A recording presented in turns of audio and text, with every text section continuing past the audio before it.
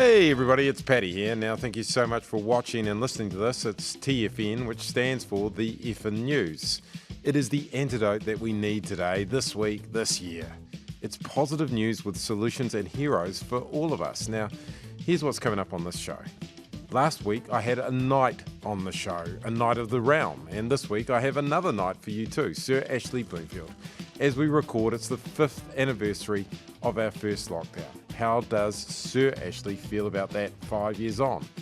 Now, New Zealand has the most unbelievably high-tech and successful aerospace industry, so let's meet the Kiwis making what is going to be the world's fastest aeroplane.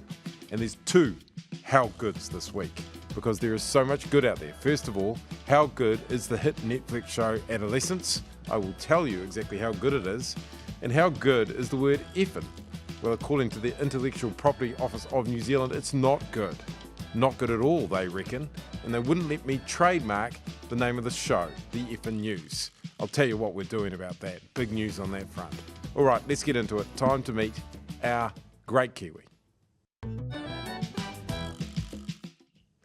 All right, 5 years ago today, as we record this, New Zealand went into our first COVID lockdown. It was the start of a time that none of us really wants to remember, but that we'll never forget. We are going to get Sir Ashley Bloomfield's recollections of COVID, but we're also, importantly, going to get his reckons on the current health system and his plan for getting us out of the mess that we are currently in. Sir Ashley Bloomfield, thank you for being on the Effin News.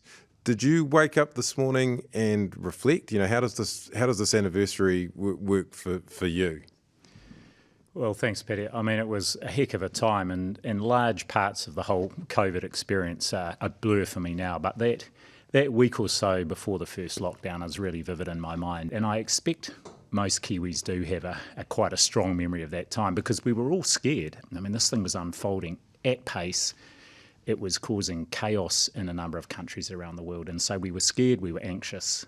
But there was a high level of support for the lockdown, and so, you know, it was kind of the start of really an amazing experience over the subsequent 2.5 years. So when you woke up this morning, what did you think? 5 years on, you know, how does Ashley Bloomfield reflect on that? Well, the first thing was, I'm sure glad it's not 5 years ago, because it was a harrowing time, you know, wondering what was going to happen, thinking about what advice to give, waking up in the middle of the night, worrying about what to do. And it was a challenging and harrowing time for everybody in New Zealand. We should really acknowledge that. And in many respects, though, there was somewhat of a sense of relief when that decision was taken and we went into the lockdown, despite the challenges of it, because there was wide support for it. You know, over 90% of Kiwis trusted that was the right thing to do at the time. And so whilst it was something none of us had expected would happen, it also, I think, there was a kind of people got it and embraced it. And do you, sitting here today, 5 years on, have any regrets whatsoever about locking New Zealand down? Yeah, I don't about that. And in fact, all the evidence is showing, and even the first stage of our inquiry, COVID inquiry, you know, they concluded that actually lockdowns were a really important part of our response to keep people safe. And we were not the only country to do this. We were not the first, nor were we the only. The thing that we got right, though, was the timing. Hard and early. And actually, as it transpired, our lockdowns weren't as long as they were in many other countries. I was talking to a chief exec of a major firm here in New Zealand just last week, and he was in Seattle at the time. They were in lockdown for a year. A whole year, whereas we had those periods in New Zealand where we were in elimination, where we were essentially able to carry on our lives normally. 5 years on, some quick fire questions here about the pandemic. What are you most proud of in terms of decision making at the time 5 years ago? What's one thing that stands out, quick fire? Taking the big decisions with not much information at the right time. All right. And what did you get wrong? And again, quick fire, you know, is there something that stands out that you got wrong? Well, as things went by and people's kind of tolerance waned, I think we could have done more listening, you know, because even just active listening and hearing people's concerns and telling them a bit more about the pros and cons of what we were doing, that might have helped. And quick fire, what would you do differently if you had your time again? What I'd do differently is I'd keep a diary because it's all a bit of a blur now. But the one other thing I'd do is I'd task one of my senior people with just being responsible for pastoral care of the people in the organisation, because it was absolutely challenging and some of them burnt out. And, I didn't have the bandwidth to kind of see that happening. And so I put a bigger focus on pastoral care of our people. And a bit of a fun question here. A few requests from people in the office for, you to redo the greeting that you would do when you came down to those beehive briefings. How did it go when you came down each time? Kia ora tātou. Can you remember how to do it? Yeah. Kia ora koutou katoa. This is not a COVID-19 announcement. This is not. That is good. And Ashley, Sir Ashley Bloomfield, you're one of the great sort of health leaders, one of the most experienced health leaders we've got. We're constantly seeing now that the health system is under stress. Many people will say it's broken. What do you think when people say the health system is broken? Yeah, I struggle with this this idea that everything is a crisis or that the system is broken, because every day there are great people working in the system delivering fantastic care, despite the challenges. And those challenges are neither new nor are they unique to Aotearoa. So just calling out the crises and the failures and saying things are broken is not enough. And in some ways, I think it takes agency away from people, that they feel that there's no hope. Actually, there's an enormous amount of hope that we should have in our current system, but also that we can overcome these challenges if we really focus on it, like we did through COVID. And the thing about hope, which I think is an important thing, certainly for people working in our system, is it's optimism, which is a good thing, positivity, plus a plan. And what people are looking for in the system, and I think Kiwis are looking for, is a sense of hope. The system can get better, it can deliver, because we've got all the ingredients in this country for that to happen. What it will really require, though, is for us to take a bit of a longer term view. And I'm talking with a lot of people around, let's take a 10-year view of the system. Where do we really want to be in 10 years' time? And let's come up with a plan and work our way towards that. So that's what we need, in your eyes, something practical, a 10-year plan for the health system that gives people working in it and people outside it hope and a way ahead, something positive. Is that your idea here, a 10-year plan? Yeah, exactly. Taking a 10-year horizon is helpful because it's 3 electoral cycles for a start. So it puts it beyond those immediate kind of electoral or, the upcoming election and the partisanship that plays out around that. But most people can look back 10 years to 2015 and they think, gosh, was that only 10 years ago? But things were quite different. So it's a period of time you can really make a difference. You can make a difference to training your workforce. You can make a difference to investment in buildings and data systems and so on. And most importantly, you can make a difference in really investing in primary care, which is a huge need that we need to follow in this country, but also other countries are going down that track as well. And would this be bipartisan, Sir Ashley? Are you talking about a bipartisan 10-year plan that both sides agree to, so it's not sort of changed each time a different government gets in? Would that be the ideal? Well, one of the conversations I'm having with a lot of people, including in the business side of things, the private sector, but certainly in the health system, is getting as much of a bipartisan or multi-party sort of approach to these things would be really helpful, just as we're trying to do around infrastructure and some of these other really key things we need to take a longer term view of. So I would hope that, that we can sort of, you can't take the politics out of healthcare, but taking as much as possible a non-partisan approach to agreeing on, what is it we want our system to look like, and here are the key things we need to do. Not a strategy, not a vision, but actually a clear plan that takes us to achieving that over 10 years. What would the next practical steps be for this in terms of getting people together to agree to a 10-year plan? Have you thought that far ahead? Yeah, actually just convening people. One of the things it's been a real privilege I've done since finishing as DG is I was involved in co-chairing a negotiation at the WHO, 196 countries. 42 days and several nights of negotiations to actually agree some pretty big amendments to the international health regulations. If you can get 196 countries in today's world to agree unanimously to those changes, I would have thought in little old New Zealand we can convene the people who might really want to put some energy and thought and hope into developing up that plan. So you're very optimistic about achieving this. Are you putting your hand up to convene this group, basically, is what I'm asking you. Are you putting your hand up to convene a group that would look for a 10-year plan for the New Zealand health system that could be bipartisan? Is Sir Ashley Bloomfield putting his hand up to do that? I'm putting my hand up to be part of it. I'm not going to self-appoint I'm not going to appoint myself as a convener, but I'm really interested in this. And everyone I talk to, from Business New Zealand, from people working in the private sector to colleagues working in the health system and the public sector, see that this is a good way for us just to lift our gaze and to start looking at what is it we actually can do to address the challenges. Again, just to reiterate, they're not unique to New Zealand, and they're not unique to now. And how long will it take to do this? I mean, can you do it this year? Is this something that can happen? Is there the groundswell behind this? You've obviously done some work on it. Well, I think getting started is the key thing. And if you look at how quickly we were able to respond to COVID, where there's absolute clarity of purpose, where there's energy and commitment, and I have no doubt there is plenty of that across the system, then you can make quite rapid progress. And would you like the government to help get on board with this? Are you sort of calling on the government to get in behind this in some way, the current government? Yeah, I don't think it's my place to call on the government to do it, but I'd hope that if people started to convene around this idea and come up with some good analysis and some good proposals, both the government and also parties who are currently in opposition would look at those proposals seriously and think about, gosh, how might we be able to actually take those forward. And have you got a name for this yet in mind? Do you need kind of name for this concept? Or what? Not at the moment, no. I'm just kind of floating the idea. But one of the things I'm really interested in is giving New Zealanders a strong sense of trust and confidence in the system. I think that's been undermined, and it's undermined, by all the stories of things going wrong.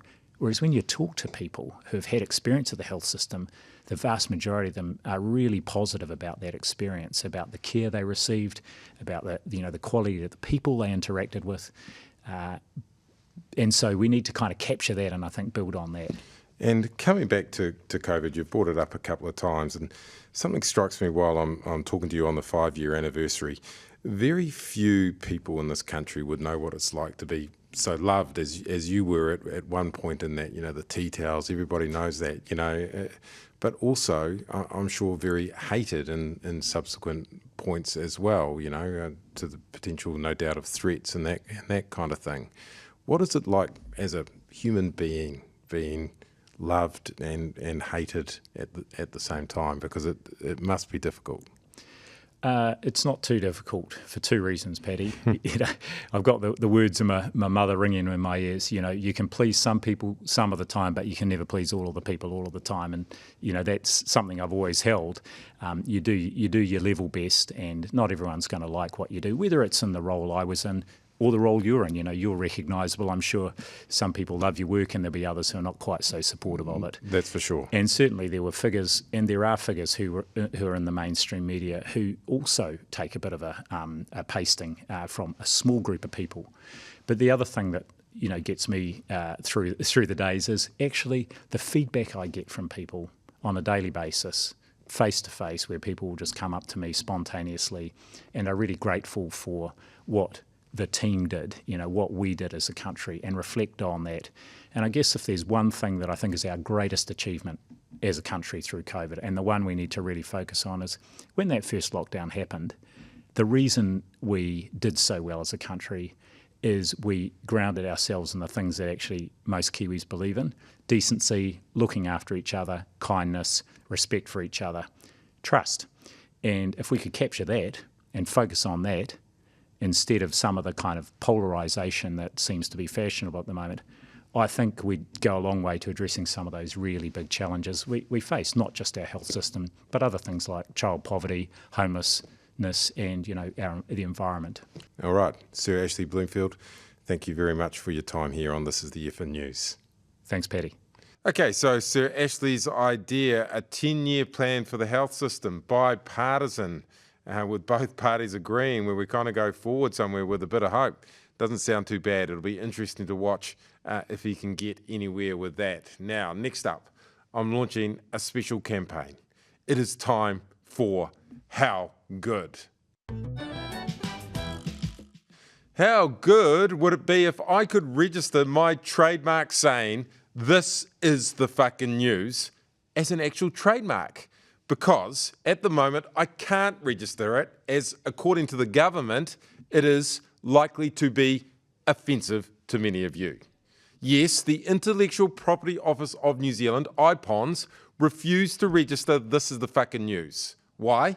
Because it is, quote, likely to offend a significant section of the community, a clause in the Trademarks Act 2002. It's literally in the law of the land. So I replied with This Is the F #$ %ING news, which is This Is the Fucking News with some symbols in it, and IPONZ gave that the all clear.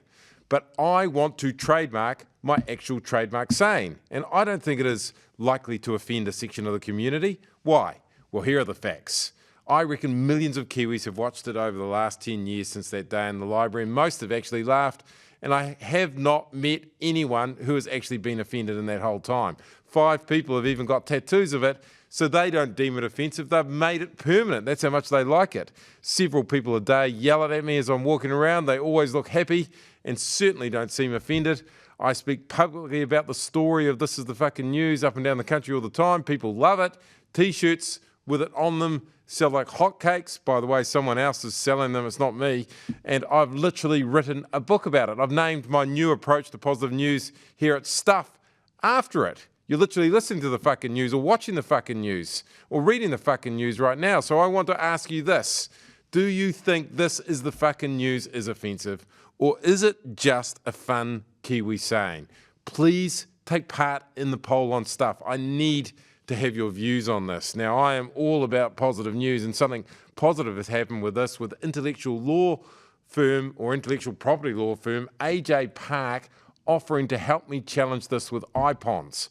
AJ Park intellectual property lawyer Thomas Huthwaite compared it to the Toyota bugger ad from 1999.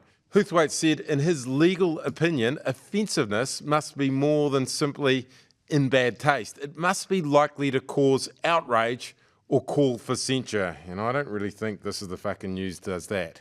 And he says, just as in that Toyota case, we'd like to let IPONZ know that time has moved on. So AJ Park lawyers and Paddy G. Journo are now asking IPONZ to reconsider this. Here is my message then to the Intellectual Property Law Office of New Zealand.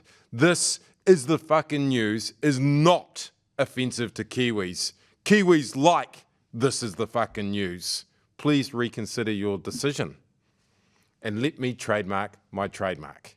That really would be the fucking news. Sure. All right, next up, let's meet a brainy Kiwi. Now, a few weeks ago, I got very lucky. I got to spend some time investigating New Zealand's incredible aerospace industry at a brand new facility down near Ototahi. The first guy I met is leading the race to make a plane that flies like a rocket, or is it a rocket that flies like a plane? Anyway, this is happening here in Aotearoa.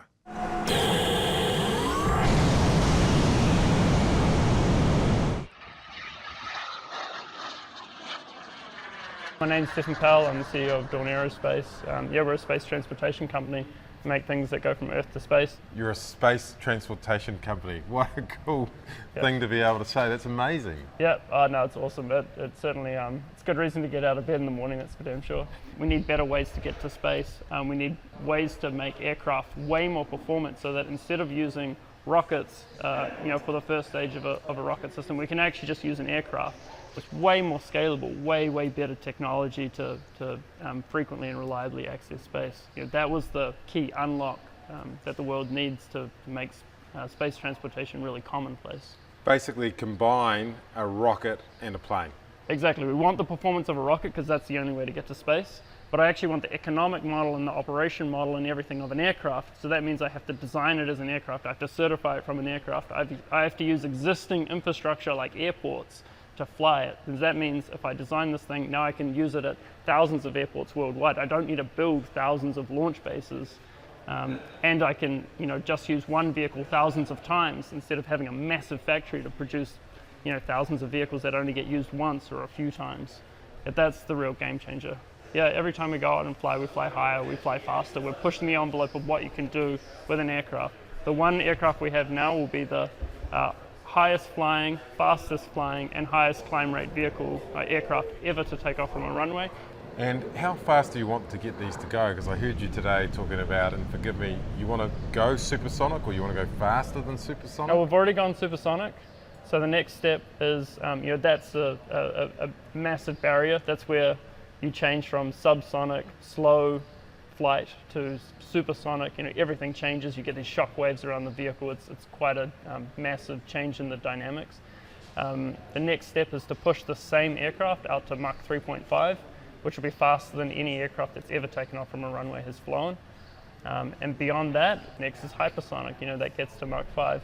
So you want to create the fastest aircraft to take off from a runway ever in the world? Yep, that's exactly what we're working on right now. How fast is that compared to a car going 100 kilometres an hour? Well, supersonic is over 1,000 k's an hour, and then Mach 3.5 is like rifle bullet type speed. Like that's fast. That's faster than a pistol. That's fast, literally faster than a bullet. And you're going to go even faster and faster than that? Yep, absolutely, faster than a bullet. Wow. Yep. Where does the drive come? Where do the ideas come from? Where does the innovation come from? I'm an entrepreneur not because I wanted to be an entrepreneur. It's because no one else was going to do the thing that I wanted to happen. That's what drives me. That's what motivates you. So you've got to have a really deep reason to do it.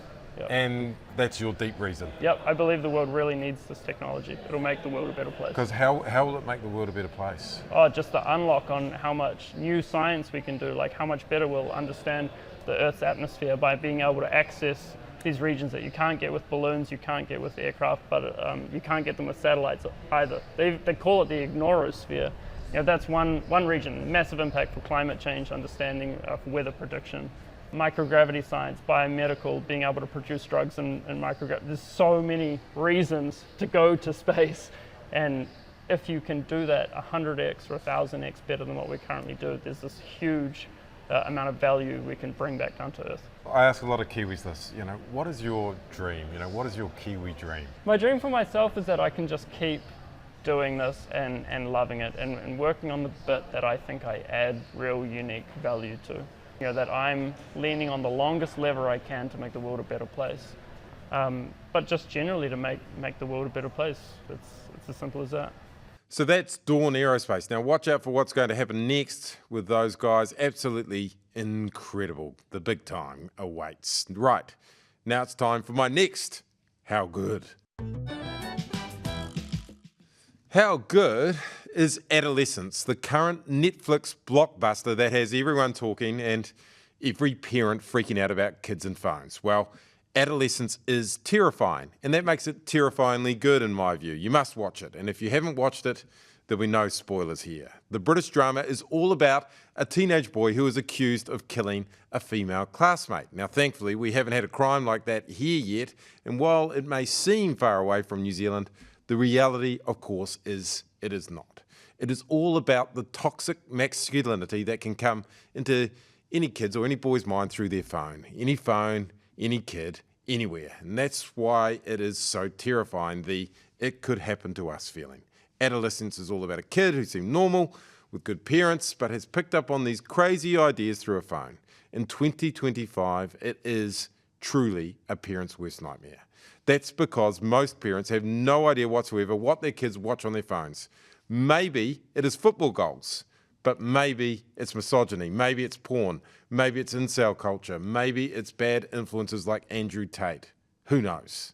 That's why Adolescence is getting the cut through that it is. Yes, there's amazing acting and amazing one-camera shot, but the real reason is that everybody is worried about our young people and their phones. The British Prime Minister, Keir Starmer, has said he's been watching Adolescence with his children. Maybe all of us should do that, if we can get them off their phones, of course.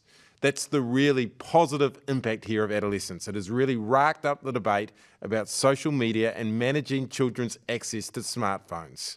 It should come as no surprise that Jack Thorne, the co-writer of Adolescence, has backed Britain's smartphone-free childhood group, which has received the support there of more than 100,000 parents pledging to withhold smartphones from their children until they are at least 14. He supports the campaign's Parent Pact, an online promise to wait until the end of Year 9 before considering giving a child a smartphone. A smartphone-free childhood group implementing a parenting pact. Sounds like something we need here in New Zealand. Taking action over smartphones and kids. Now, how good would that be? If that's an outcome of adolescence, it would be real good. Right, that's TFN for another week. If you hear of anything or know of anything that can bring some positivity to the world of news in this country, get in touch. Paddy@tfn.co.nz. See you next week. Cheer.